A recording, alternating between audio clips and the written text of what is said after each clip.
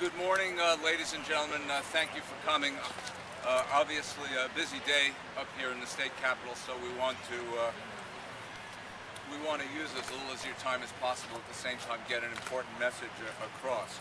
So, just for those of you who haven't been following the play-by-play where this issue of a constitutional convention is concerned, 9 months ago, the Bay Area Council took a trip to the building behind me. We brought about 30 business leaders, and it was in the middle of August during what was the first of a series of budget debacles. We were on our way to a record-setting budget delay, and our members were very frustrated by what they heard. Virtually everyone who came before the group of legislators said, "We're frustrated up here, it's not happening, we're not getting anything done, I don't know why I came to serve in the state capitol, this isn't what government ought to be about," and so forth. I, as the head of the Bay Area Council, a public policy interested group backed by business, I was embarrassed for our members that they had to hear this kind of stuff.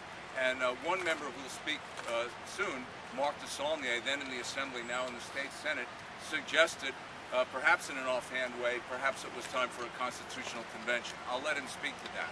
But we were engaged at the idea, and I wrote an op-ed piece that appeared in the San Francisco Chronicle a few days later that said, "Our government has failed us, and it's time for a constitutional convention for California. That's the only way to dig deep and really get to the problems underlying what we're seeing year after year with these record budget delays." After all, it wasn't just the budget that confounded us as a public policy group. We're interested in the competitiveness of the Bay Area region as well as other regions in the state, and we know that in order to be competitive in this modern era, we have to provide a best-in-class education system, as we used to do in California, although now our system has fallen to the bottom of the heap. We need to provide a best-in-class transportation system. It was less than 2 generations ago that our newly built highway system was considered to be the best in the world. Only now that we have the 2 most congested regions in the United States, Los Angeles and the Bay Area. We have a prison system that's overcrowded in the hands of a federal judge. We have a water system that's on the verge of collapse. We have an energy system that's one of the most expensive and not as green, certainly, as it should be in terms of provision of power. In all, and a health system with rising costs 10 and 12% year after year. That's daunting business, that's daunting government, because we all pay these costs, perhaps most of all daunting people who seek to receive health care. All of these problems need to be addressed, and the legislature and the governor are supposed to do that. That's why we elect them to the job. We expect them to do it. Well, now, 3, I suppose, budgets later, a couple of months later, that first one finally got done. But as soon as it was done, it was clear that it had been built on a house of cards. And so it took about another 5 months for another budget finally to be completed in February. As soon as that budget was completed, it was stated by the legislative analysts that we were about $8 billion in the hole. And it would require, in order to affect the decisions made, a series of budget measures, Propositions 1A through F, that appeared on the ballot yesterday, May 19th. Within a few weeks after that $8 billion statement from the legislative analysts, that ballooned to over $15 billion. And so now we had an election yesterday, and the voters spoke, and obviously the voters spoke loudly. And clearly here in Sacramento, the chickens have come to roost. And it's very, very clear. The voters of California no longer trust Sacramento. They have said loudly and clearly that enough is enough. And we agree, they're right. 9 months ago, we called for a constitutional convention. And today, 9 months later, we want to say more loudly and more clearly and unequivocally, it is time for California to hold a constitutional convention and dig deep and fix the problems that are ailing this state. The common thread that unites these problems, all of the problems that I spoke before, is our state government. It's going to require a state government that's competitive, that's on the money, that's dealing with problems that exist today and problems in the future, not the problems of the past.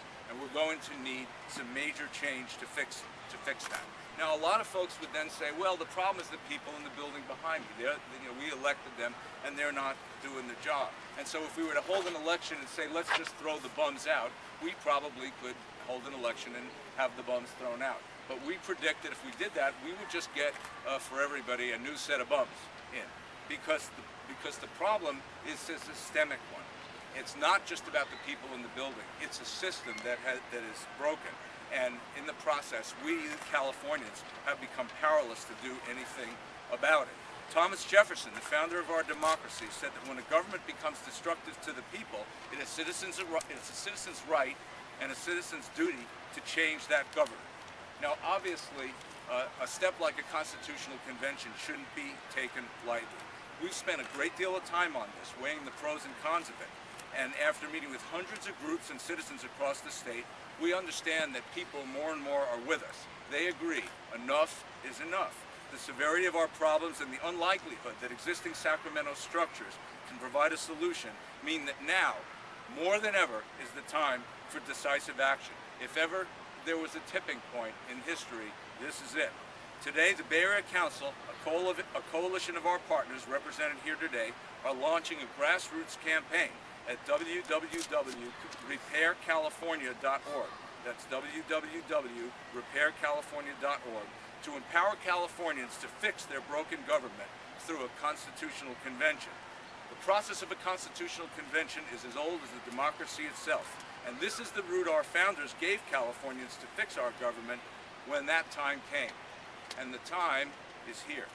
Today, we'd like to ask the legislature to use its powers to place two measures on the November 2010 ballot to create a voter-driven constitutional convention. And I want to thank Senator Mark DeSaulnier, who is here today, for agreeing to lead this legislative charge. Mark is a true patriot, but he has a very hard task ahead of him.